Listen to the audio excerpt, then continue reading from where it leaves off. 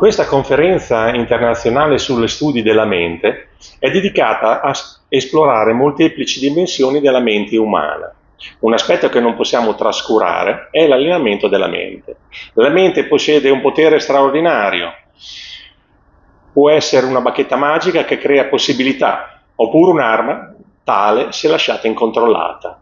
Allenando la mente possiamo sfruttare il potere per ottenere prestazioni ottimali, attraverso metodi senza tempo provenienti dall'Oriente e dall'Occidente. Oggi abbiamo l'onore di accogliere qui a Bangkok un esperto stimato, pronto a condividere le sue conoscenze con un pubblico attento, proveniente da ogni angolo del mondo. Signore e signori, vi invito a dare un caloroso benvenuto al dottor Deepak Rao, che ci parlerà sul tema Padroneggia la tua mente, allenare la mente per trasformare il tuo mondo. Thank you, Dr. Massimo, for that introduction. Now, I'm with Dr. Deepak Rao. So, it's a pleasure to be here. Nice to see you. Yeah. So, today we will be discussing the mind, and since this is for the general population, how about we keep it non-technical? Okay, we keep it very plain and simple. Okay, so let's begin with the first question. Sir, could you please tell me about the subject? Why are you asking me to elaborate on today's subject? Hey, you're supposed to have this list of questions. We are going to discuss everything about the mind. And like you said, we want to do this in layman's words, layman's understanding. So, what is the mind? How is the mind developed? How do we train the mind? What are the benefits of training the mind? Whatever you want to ask, you ask. Definitely, sir. So, the first actual question would be, how did you come across the mind and why did you think of studying of it as a subject? Well, I came across the mind when I was born and so did you. Okay, anyway, jokes apart. Yeah. You mean to say, how did I come across mind training? Yes. Well, you see, as you know, I am with the military and my work is in training commandos. So, in the process of training commandos, I realized that commandos go through extremely harsh conditions and they are expected to do superhuman tasks. And for all this, a lot of will, a lot of clarity, a lot of focus is required. One has to stay in the present task without bothering about fear of things going wrong or disaster falling upon you, disaster or even death, and therefore extreme mind control is required. So that is how I decided that one of the things that I need to understand, if I have to train commandos, I have to understand the subject of mind, and that's how I began my journey. That's quite fascinating, sir. And once you realize that you have to study the mind, what kind of qualifications did you acquire? Well, I am a doctor by profession, so I have had my medical schooling at King Edward Memorial, and you see, after that I have specialized credentials in like I've done, for example, my pharmacology from Harvard, and I've done my disaster medicine from Stanford. Besides, my education is a little varied. I've done my doctorate in law, as well as my doctorate in military science, as well as I've done my management and leadership course, from Wharton Business School. All of this I can use in understanding the mind and in designing modules for training the mind. As far as mind is concerned, I have acquired specific credentials. Like, for example, I have trained myself, in hypnotherapy from Hypnotherapy Training International, under the legendary John Butler. And after that, I have studied Zen from Ninjan Institute, in Japan. And I have also meditated Zen temples all over the world and studied different types of Zen. Besides that, I've done my CBT also from the esteemed Beck Institute. So I have quite some background knowledge, to understand the mind, and that's about it. That's quite an impressive credential you have created for yourself. Yeah. So, did you acquire all of these qualifications in India, or did you go to different places? Well, I just told you that I traveled around the world. Right. This is too much. So, My next question would be, after acquiring all this knowledge, how has it benefited you? Oh, well, at a personal level, you see, my mind as a youngster, you see, when I was 20, my mind was very turbulent. I used to get very angry, and I used to have mood swings, and I used to be very depressed. I used to be very, very unstable and very hyper personality. I want to do many things all in one go. So, uh, training the mind helped me to see clarity, to bring about calmness, to live in the present moment, and to focus on the current task at hand. So, at a personal level, it's a journey. At a personal level, I am pursuing my own quest of understanding my mind and befriending it rather than my mind being my worst foe. I have made my mind my best friend. So it's a journey that's going to continue as long as I think, as long as I breathe, as long as I think. My journey with the mind and your journey with the mind, too will go on. So, Aptly said, sir. And yeah. has this affected your military career as well? Well, like I said, you see, all mind training is towards inner peace and outer success. So, well, yes, Right. a large part of it went in, the success of my ventures with the military. So, Dr. Rao, let's dive deeper into what is the mind and how it is different from the brain. The brain is something that you can see. It has a structure. It has anatomy. The mind is something that is only felt. There is no entity like the mind. If you open your skull up, you will not see any entity which you can call as mind. There's only the cerebral cortex which thinks. But the mind is more perceived. It's a functional entity. Right. So, since the mind also serves its purpose, quite similar to the brain, does it have a similar structure to it? Yes, Sigmund Freud broke down mind into four parts. He broke it down into the instinctive mind that he called as a id. And id is like, basic instincts, instinct of survival, the herd instinct, or the instinct to love. So that became the instinct. The sexual instinct he kept separate. He called it libido. Then there is an ego, whatever you think you are, your perception of your own self. And then there is a superego, what you think you should be. So the ego and the superego are always trying to, balance each other. You are trying to be what you want to be. And your perception of who you are must meet your conscience. That is, what you think you should be. And this balancing act is done by the ego. Sir, can you please tell me how does the mind develop? The mind develops as soon as you are born. You have a particular mindset which you have inherited from your parents. So there is a genetic aspect. After that, you say your childhood largely shapes, your personality type, especially the kind of experiences which you have had as a child.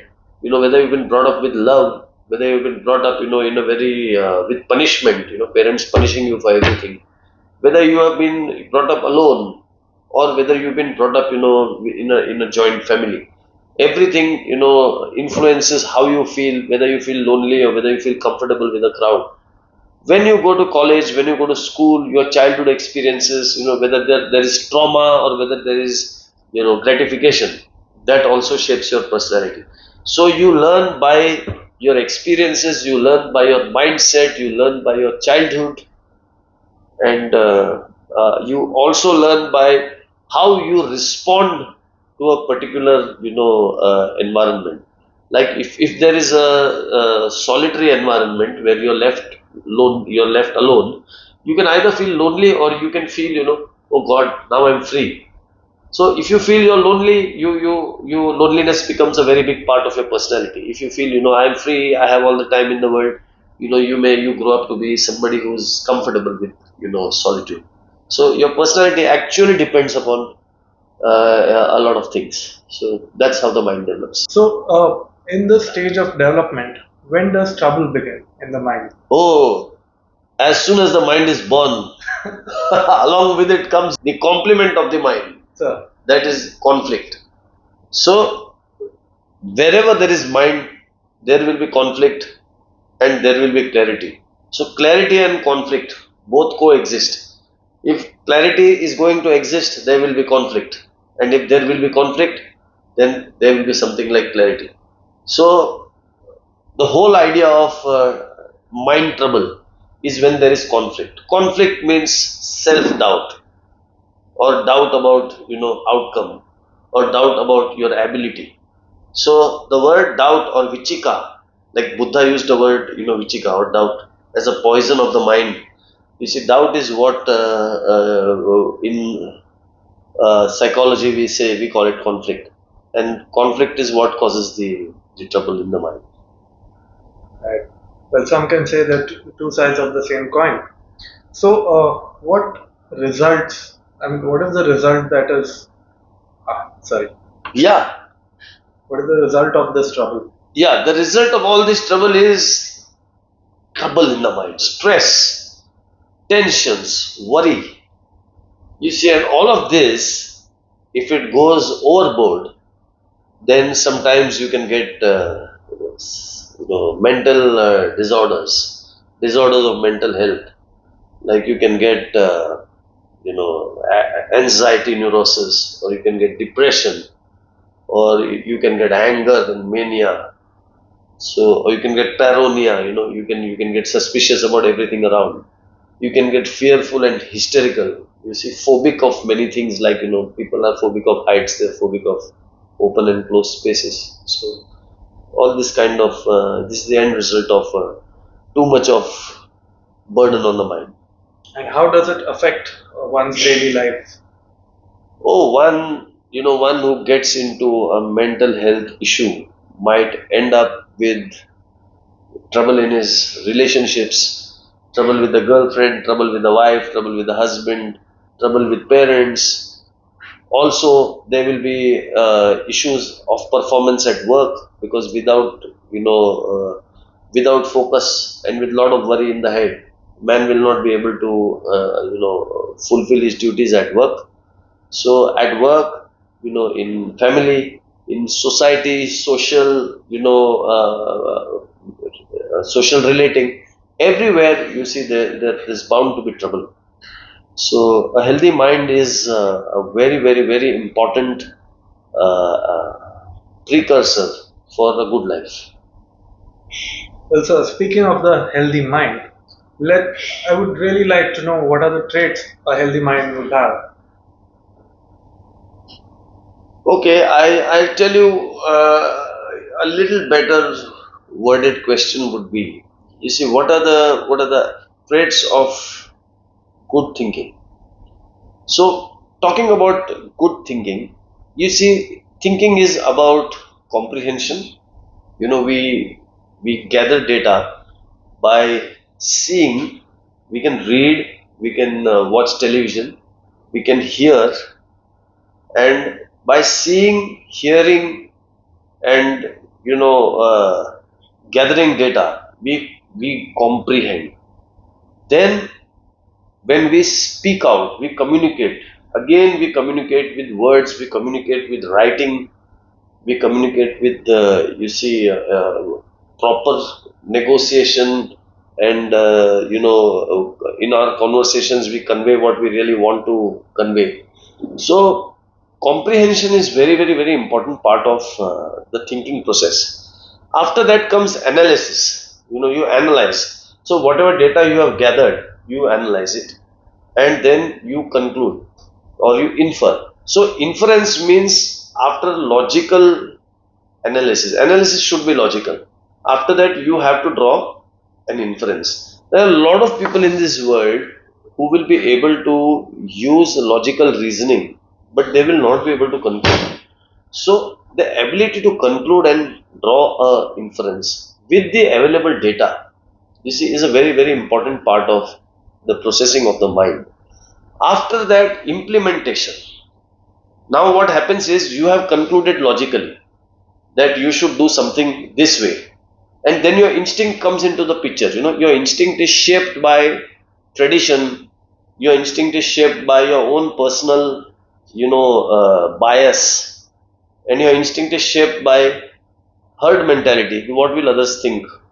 So instinct comes in the way, and if your conclusion is a little bit out of the box or a little bit out of the way, then your instinct will not let you do it, and therefore uh, you get into a situation where you have concluded, but you're not able to apply, or you're not able to infer. And that is why the great Bruce Lee said, knowing is not enough. You must apply. Willing is not enough. You must do. So these are all the traits of the mind. Furthermore, when you go to apply, you require willpower, you require determination, and you require uh, you require to have the guts to proceed with what you have concluded, irrespective of the resistance that it meets. And above all, there is one more trait of the mind, that is to be open-minded. And open-mindedness means you have to be open to all, and many out of the box solutions which may be apt for a given situation. So all these things, comprehension, analysis, conclusion, logical, reasoning, not to bring your instinct in, implementation, willpower, you see, keeping an open mind. All these things are, the traits of a mind which need to be developed by proper training. They don't come, along with the mind. You have to train them. Right. So it's quite interesting to know the inner anatomy of the mind. So now I would like to know what a normal person's mind is like. Well, the normal person's mind is like, maybe your mind. So, a normal person's mind is a mind which is lusty, craves for more and more. Along with the lust comes fear. A normal person's mind is born of tradition. He wants to do everything, like the way the herd does it. A normal person's mind is a mind that, is having, let us say, average or low willpower, determination, and self-doubt, lack of confidence in, implementing anything that is out of the way. So that's what is the regular average mind. Now we need to make that mind stronger. Just like the average body is a body which comes with just a regular outline. But if you need to make it muscular, then you need to go to the gym. You need to train. You need to undertake, regular fitness exercises. The same way, if you need to make your mind strong, then you need to train the mind regularly. So you need to work on your mind, and then you will have a mind that's like a fast processor, like the latest mobile phone which has, very fast processor, or your latest laptop or computer which has, a fast processor. So the same way you need to upgrade your mind so that you can give better and better performance as you age. So Dr. Rao, let's get a bit geographical in with respect to mind. How does the Eastern and Western perceive the mind? The East and the West have very different perceptions of the mind. Let me give you an analogy. If you wear spectacles, let's say you're wearing specs, then the Western mindset will be that your spectacles are dirty, so clean them and you will have clear vision. The Eastern mindset will be that you just need to change your perception. Nothing is wrong with your spectacles. So now the spectacles are the mind. So the West interprets that as you traverse the journey of life, you gather negative experiences, and those negative experiences cloud your vision. You need to sort those negative experiences in order to get, relief or resolve conflict. But the East perceives them very differently. It says that your mind is originally without conflict, and it is only your perception that clouds your vision. So you just need to change your perception, and that is best done by focusing only at the present moment. You don't go into the future, you don't go into the past. So That's a beautiful example, sir. yes. Could you please go a little deeper into the concept of Zen from the Eastern point of view? All right. From the East we have Zen. Now Zen is a process of emptying your mind, the no-mindedness of Zen, or nothingness. So you begin your zazen or is your meditative session by focus. So by focus or shamta, as Buddha said, shamta. Now focus is about making your mind sharper by focusing on awareness. So awareness of breath, awareness of body, and awareness of mind. A recent research paper at Stanford University said that Zen can be divided into three stages. So stage 1 is relaxation of body and awareness of body. Stage 2 is relaxation of breath and awareness of breath. Stage 3 is relaxation of mind and awareness of mind. Now, relaxation of body is by focusing on various parts of your body. Like, you could focus on your hands and focus on your forearms, focus on your shoulders, focus on your chest, focus on your thighs, your knees, your legs, and your feet. Then you could focus on the muscles of your face. So you relax your body part by part, what we call as body scanning. Now that is also a type of meditation. So relaxation and awareness of body, stage 1.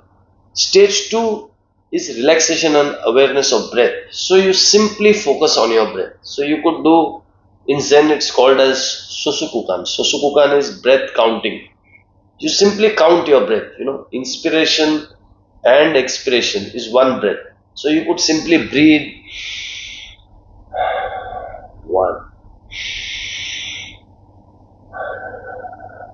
2. So you keep counting up to 50 breaths or up to 25 breaths or whatever you're comfortable with. So this is a method of relaxing your breath. Then you come to relaxing your mind. Now you relax your mind by many ways. One method of relaxing the mind is just to simply sit and observe, what comes in your mind, the emotions that flow in your mind. So if you observe your mind, you may feel anger, residual anger which is there. You may feel residual sadness that is there.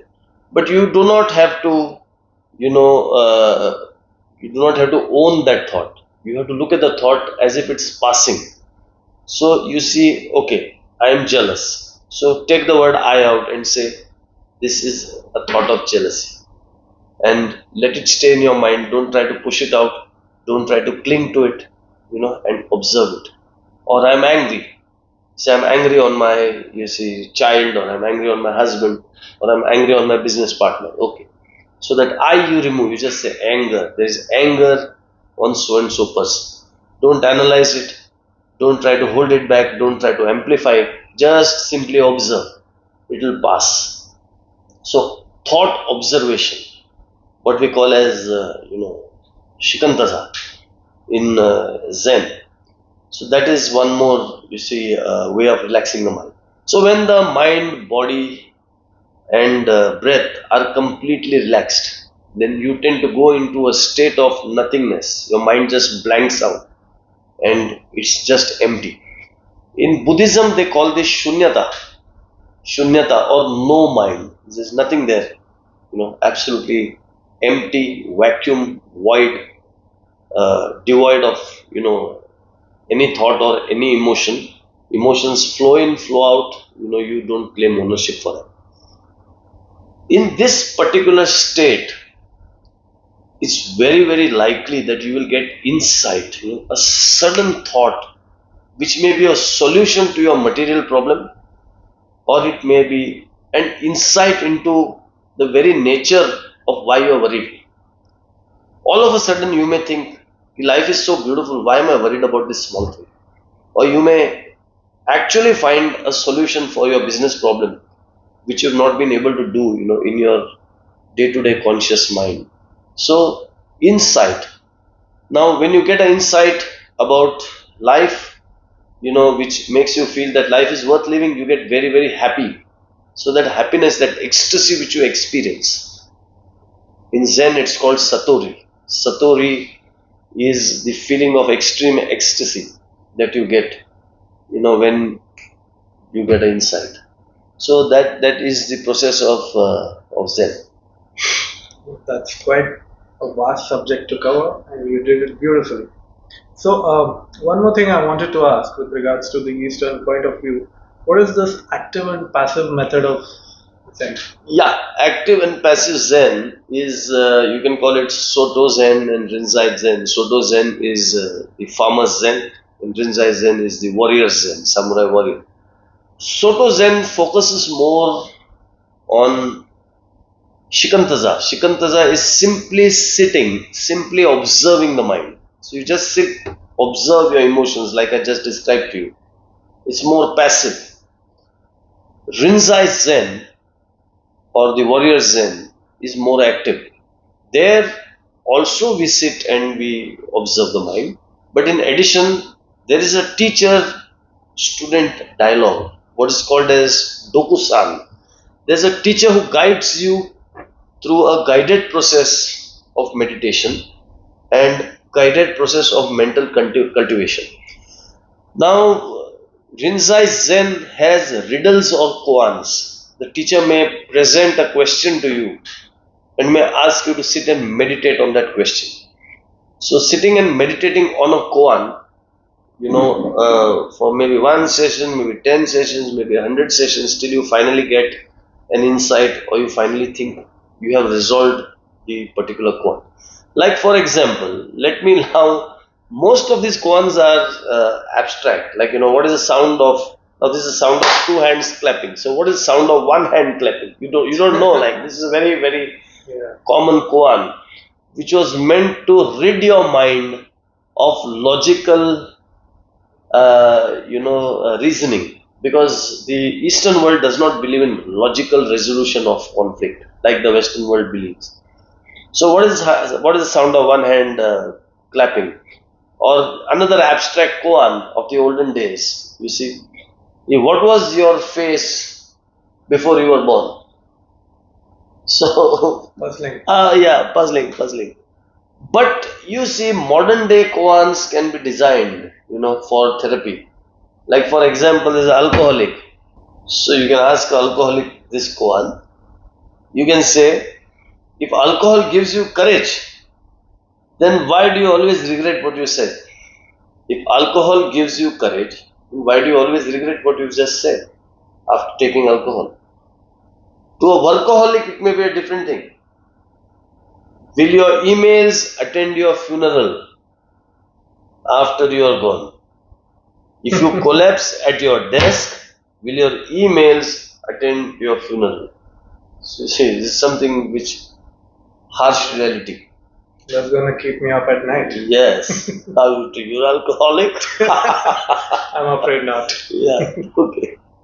So that was very insightful on the Eastern methodology. Now, can you please elaborate on the Western methods? Okay. All right. I hope this is not getting too technical. No, it's quite interesting. All right. So see, I'll try to keep it as simple as possible. Western methodology is about conflict resolution. So there are many types of psychotherapy which help. Like, you have psychoanalysis, Sigmund Freud, which sits and questions the patient at length about his childhood. In detail, it takes days and days, weeks and weeks, months and months to sit questioning a person about his childhood, and everything is derived from there. You have a little more modern version, psychodynamic therapy, where you question a patient, about everything about his past. It's not just childhood, but you question him about what experiences he has had, what trauma he has faced, and going back into, the whole background right from childhood to the present age. and trying to find out what is his personality type, what kind of trauma he has had, what kind of experiences he had, how he has reacted. Becomes psychodynamic therapy.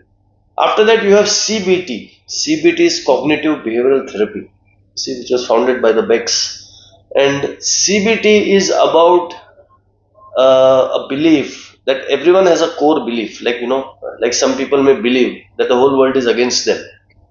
Some people may believe that nobody is ever going to be nice to them. Some people may believe that mera to 12 bajega, means I mean to say, like everything that's going to go wrong is going to go wrong with me only.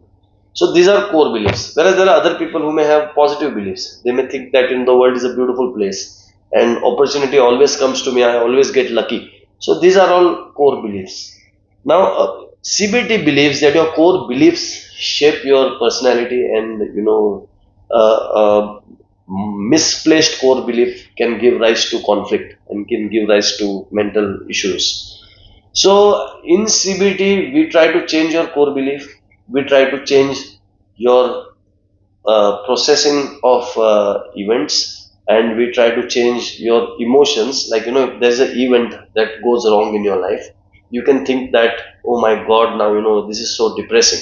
Or, if we change the way you feel, then you may feel, okay, this thing has gone wrong, but it's so big, but so many other things have gone right, and it need not continue. So you may be filled with no depression. You may just be okay and comfortable with it. So the way you feel, the way you speak, and the way you act, you see, when you are in a crisis situation. So if you get angry and you keep quiet, you don't express yourself, to your loved one, then it becomes repression. So once it becomes repression, then you get angry, and then your mental issues may start from there. Whereas if you express yourself politely, you say that, look, I did not like this, and I felt very bad, and I wish this would change. So if you express this, maybe the other person may understand you, maybe he may not understand you, but you are still going to feel good because you have asserted yourself. Now, assertion is not aggression. Assertion means conveying your feelings. It doesn't mean getting your thing done your way. Right. So CBT believes in that. Then there is hypnotherapy. So hypnotherapy is about autosuggestion and trance and many other things. You would like me to go into that? Yes, definitely. I believe hypnotherapy and the power of suggestion, Yes. they are the most up and coming methodologies for mental resolution. Yes, they are being widely used now for purpose of mental health, and there's a certification board also in many countries, which certify hypnotherapists. So now hypnotherapy is about trance. Now I take you to a very interesting part of the mind. You see, the mind, like ECG. What is ECG? ECG is recording potential difference, voltages of the heart. The same way you can record voltages of the brain. So if you record voltages of the brain, you will notice that there are very, very, very, very fast waves when you are alert. Right now I'm talking to you, like, I'm talking to you animatedly, and we are having great discussion. Yeah. So we have very, very, very fast, brain waves going on at the moment. So fast brain waves are, called beta waves. So you have beta waves. Then you have gamma waves. Gamma waves are very, very animated. When person gets angry, he shouts, he screams. You have like the voltage graph going very, very rapid. Gamma waves, I believe. When you start focusing, you're calm and you're focused like you're shooting, or you're painting something, or you're reading something, complete attention. You then have alpha waves. So you're in alpha state. So when you say alpha state, pleasant, concentrated state. At peace with myself. Not at peace, you're fully focused. Right. Fully focused. Yeah, you could be at peace, but you're focused. So the waveform slows down like that, After that, you have the drowsy state. So the drowsy state is a state of relaxation, like I already described to you, relaxation of mind, body, breath. So relaxed. It slows down even more. See, that is the theta state. The theta state is a state of complete relaxation when you are just about to fall asleep. Just about to fall asleep. and then you fall asleep and you're in delta. You're in delta means you're gone. You see, delta state. Now the theta state is what is very interesting, because you are just there where your consciousness is now. Your consciousness is going to go into complete sleep. So at that precipice, when you're just going to dive into deep sleep, basically into your complete unconscious mind where you get dreams, at that precipice is a state which we call as trance. You must have seen magicians, they come, okay, freeze, and you're frozen. Yeah. Or Mandrake, Phantom Mandrake comics, he just comes and says, okay, that gun in your hand is just, a bouquet. And then he wonders, how did this turn into a bouquet? Right. You see, there's an induction of trance. So trance state, now all that is a little more, filmy and a little more Hollywood. Right. But actually, as far as mind science is concerned, the trance state is a state when you're just going to go to sleep and you got to hold that state without succumbing to sleep. And that state is very, very powerful, because in that state, you are almost in touch with your subconscious mind. You're in touch with your subconscious mind, and all unrelated stimuli of being awake. Like when you're awake, you're taking in so many things. You're taking in the background, you're taking in what people are saying, and you're taking in, so many other anxious thoughts. All of that, you see, is not there.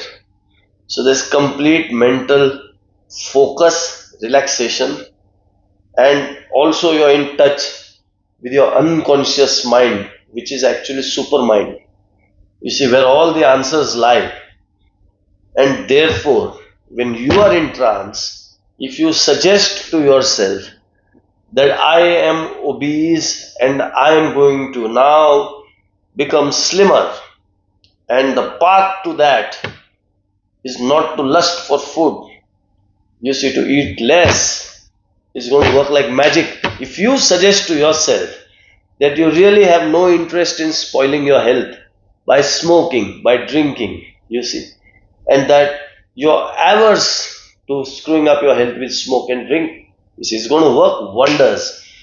If in that state you tell yourself that your anger is not going to bother you and you're at peace and there's absolutely no need for you to get angry, you see, when you come out of that state, that post-trance, suggestion or post-hypnotic suggestion is going to work wonders, and you'll wonder why all of a sudden your perception has changed, your attitude has changed, and it's actually your unconscious mind which is controlling you. So you're changing the settings of your CPU or your processor.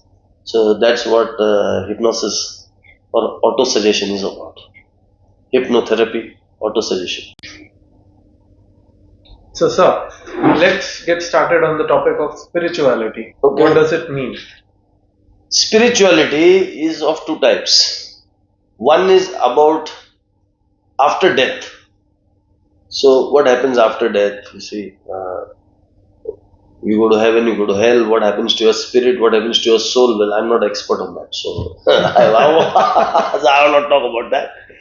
But the second part of spirituality is to develop the joyous spirit, you see, to be joyous, to be happy, and to ensure that you are in a good, positive, optimistic, and happy state of mind at every moment. I know it's very, very difficult to do that, but that is what we all must aim for. So when I say I am a spiritual person, I actually mean that I'm a person who works towards being healthy, happy, and positive every single moment. So that's what is my definition of spirituality. That's very nice, sir.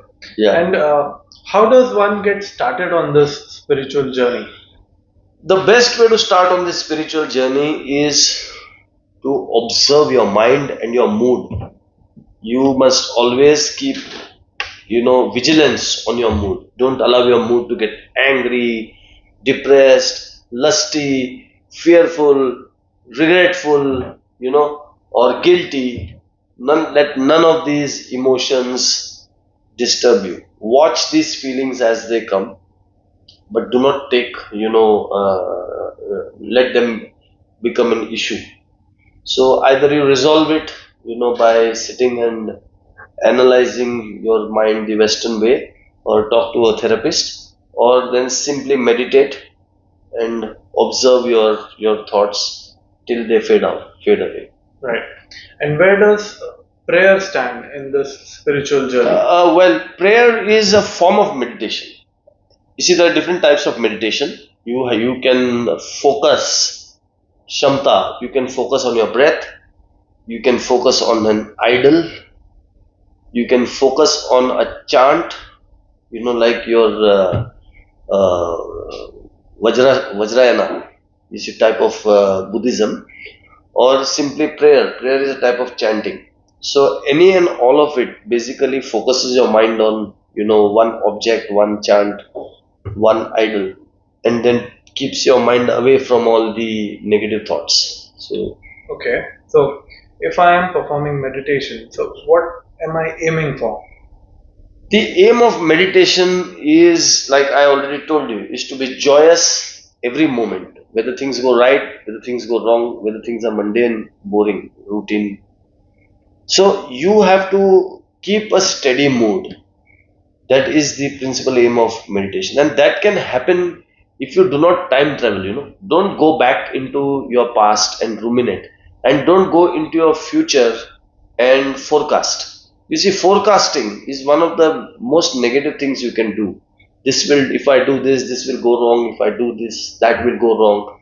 It's important not to forecast. Now, let's not confuse it with planning. Right. You see, planning and thinking is a cognitive function of intelligence, and one must plan, cater to, things that can go wrong. But human attention span is only of 20 minutes. So anything that you may plan, think, you see, wonder whether this will work, that will work, this will go right, whether some complication will come or disaster will result. It should not be for more than 20 minutes. If at the end of 20 minutes you haven't concluded, then you do not, overthink at that moment. You push it to another time. Like maybe in the evening you can think again, or you can think the next day towards finding a resolution. So, mindfulness means staying in the present moment, not going into what will go wrong, not going into why did this happen, guilt, regret. No past, no present. Oh, no, I mean no future, only present. Now, present means mindfulness of present means I am now only thinking of the present situation, looking at people who are there in front of me, enjoying their presence in my life. You see, looking at the environment. If you are in outdoor environment, I also look at the sky, the feel the consciousness of trees around, or consciousness of our urban roads. You see, and I enjoy listening to people, communicating with them, and Right. be involved in the beauty of the present moment. No going into the future, no going into the past. So that is the goal of meditation. The other goal is, preparing your mind for the inevitable. The inevitable 5 Ds, as I call it. Death is inevitable. So you shouldn't get disturbed by the thought of death, your own death. You see, disability. You shouldn't get, disturbed by the fact that you could get disabled. It's like things could go wrong, and these fears cannot be amplified and cannot take away your enjoyment of the present moment, your awareness of the present moment. So disability, death, degeneration or aging, do not get disturbed if you see gray hair, if you see you're losing hair, if you're balding, or you lose your teeth. Don't get disturbed by aging issues, joint issues, back issues, slip discs, angiography, angioplasty. So not to get disturbed. So that's very important. So you have death, disability, degeneration. Then you have disaster. You see, change always results. things always go wrong. In commando, philosophy, we always believe that things will always go wrong. So the thing is that we have to be ready for change. Right. So that is your fourth D.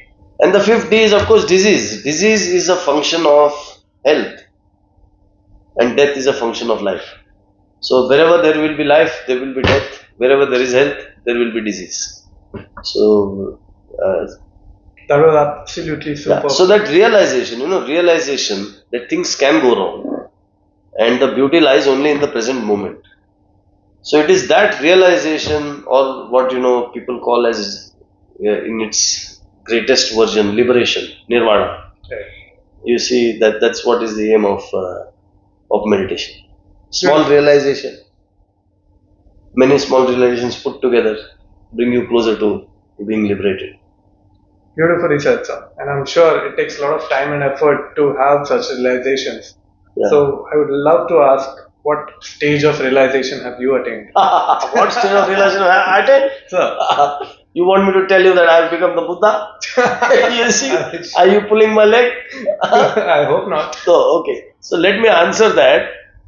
What stage of realization I have reached? Well, I have reached a stage of nothingness. Nothing. Oh. I realized that everything I have done has led me to nothing. Oh. Shunyata. You Whoa. see, Shunyata means being in the present moment, no mind, vacuum, void. Well, that's quite a beautiful moment. Yes. Yeah. So with that, we close on such a beautiful experience on our discussion with Zen. One last question would be, is there any advice that you can give to our viewers? Well, I'll give our viewers, this advice. Stay in the present moment. Enjoy what you're doing at the moment. Focus what you're doing at the moment. Don't go into the past. Don't go into the future. And I have written a book. Oh. Yeah, it's called Unfreak Your Mind. So, if you freak your mind, you get angry, you get stressed, you get sad, you get fearful, you find yourself lusting too much, you're guilty, you regret what happened. When you freak your mind, when you read my book, Unfreak Your Mind, it's there online. Oh, I'm definitely gonna turn some pages tonight. Yeah. Well, sir, that was quite an inspiring experience, and I'm sure our viewers can vouch for that. But we are not done with you yet. Right now, we will be playing a small rapid fire session where I'll be asking you questions that are funny, provocative, and sometimes even intimidating. Really? Are you up for that? What kind of questions? One way to find out. Okay. Let's go. Sure, sir. So, first question. Meditation, life-changing tool or a fancy nap excuse? Were you napping? Oh, definitely not. Life-changing tool. Okay. And if your mind could physically fight your body, who would win in a street brawl? The mind would win. Oh, that's quite impressive. Third question. Your mind in chaos. What song would it be dancing to right now? You seen Rocky? Oh, yes. Eye of the Tiger. Oh, yeah. Yes. So, a little more trickier. If your younger self could watch you right now, what would they say? Would they be shocked or proud? Be shocked. Why it took you so long to evolve? Good one. Yeah. Next one. Have you ever caught yourself panicking about something completely imagined? All the time. Who doesn't panic? So the next question. Have you ever had that what was I thinking moment and that completely shocked your mind? Yeah, we all do, all of us have normal minds. So it's my dog, my dog was with me for 12 years. You see, he was on his deathbed, and for 2 weeks he suffered and suffered and suffered and suffered. And I was secretly wishing that he dies quickly. So then I speak, so that the suffering ends. But then I realized that, it's not the way to think. So I was shocked. So I did not like that how my mind thought at that moment. I'm sorry to hear that. Yeah. You're sorry to hear that I thought like that or my dog died. No, because of dog. I've loved dogs. Okay. But my dog died a long time ago. Why are you sorry now? Okay, moving on. What's the craziest mental experiment you've done on yourself?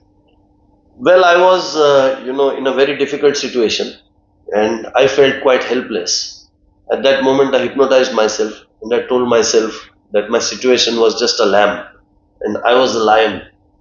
And I actually convinced my mind that I was a lion, and the problem that I was resolving was just that of a lamb. So it worked very well. Oh, that's impressive. Yes. Keeping the crazy aspect, what's the weirdest trick your mind has played on you?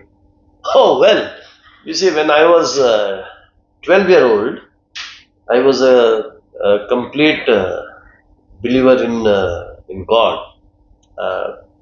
So one night I woke up and I actually believed that God came down, in my bedroom and He was blessing me. Oh, So I had that belief for a very long time.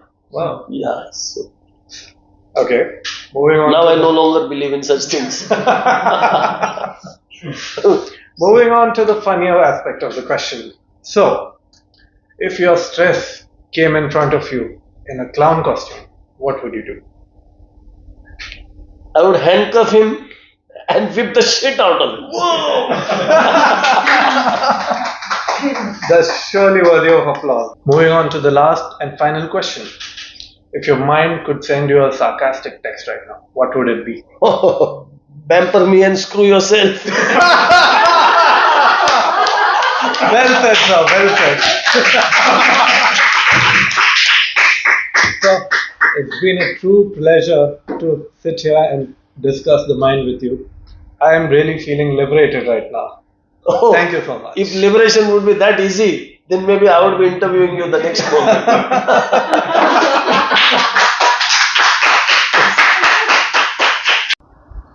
A nome degli organizzatori della conferenza internazionale sugli studi della mente qui a Bangkok, esprimiamo la nostra sincera gratitudine al dottor Deepak Rao per i suoi preziosi approfondimenti sull'allenamento della mente. Le sue parole ci ricordano la vera trasformazione inizia dall'interno, che questa sessione possa ispirarci tutti a intraprendere il percorso della padronanza di se stessi e della crescita interiore.